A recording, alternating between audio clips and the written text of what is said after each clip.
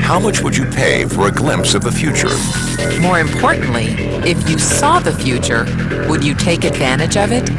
Or would this just be another missed opportunity? The stock you should have sold, the land you could have bought, the opportunity you would have taken, but didn't. How many more opportunities are going to fall into your lap? This may be your last chance. Pay attention.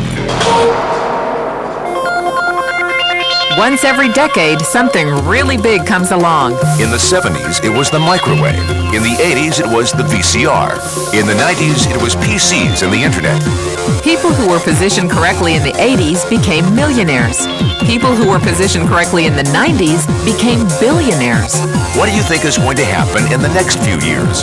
In his best-selling book, The Next Trillion, noted economist Paul Zane Pilzer states that by the year 2010, an additional $1 trillion annually of the U.S. economy will be devoted to the wellness industry, providing healthy people products to make them feel even healthier, look better, slow down the effects of aging, or to prevent diseases from developing in the first place.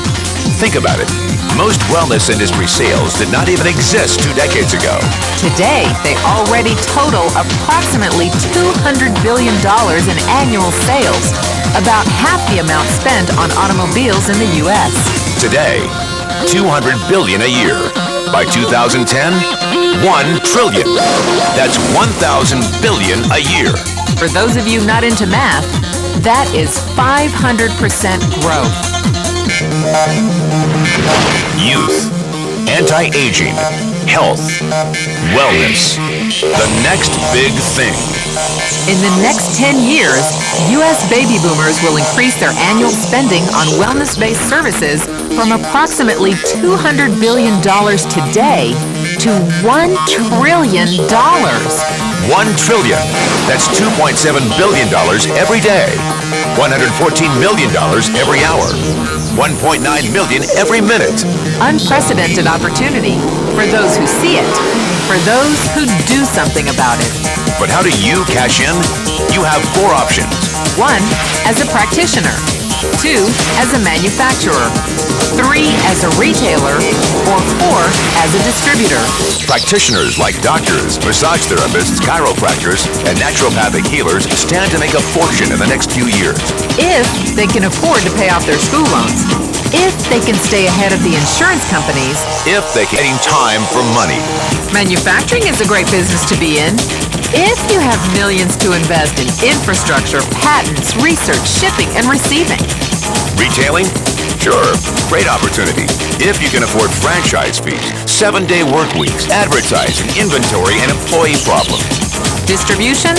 Well, the greatest personal fortunes of the past 3 decades were made by people who found better ways of distributing things rather than better ways of making things. People like Sam Walton of Walmart, Fred Smith of Federal Express, and Jeff Bezos of Amazon.com. The one thing they have in common, they all are, or were, distributors.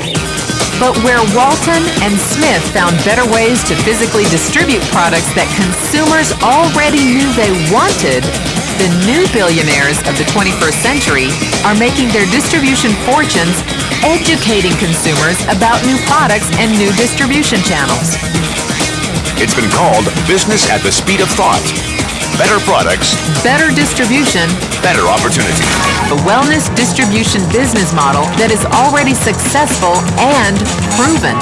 A model that you can start part-time from your home without a large capital investment, without employees, and without the headaches of traditional business ownership.